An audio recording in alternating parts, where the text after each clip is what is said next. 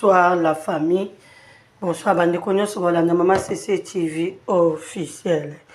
Voilà bandeko na ngai biso nyonso tozolanda actualité ya Koffi partout dans les réseaux sociaux, tozomona ndenge bazolobela Koffi, so balobeli Koffi par rapport à Sindité, balobela Koffi par rapport à Fali, balobela Koffi par rapport à Nicki Menga. Vraiment, c'est triste parce que Koffi aza icône na biso mboka. Oui, c'est vrai, aza moto. Aza pe na ba bêtise na ye o biso to sepela pe na ngote, mais to dans un maximum quand même il y a respect. Là, ça commence à venir trop, c'est trop. Koffi kaka ye mutatikali icône na biso ya mboka. So totali bato ebele basate. Papa Lutumba bazate, Baba Dilu bazate, da époque na biso balwa bo bazalaki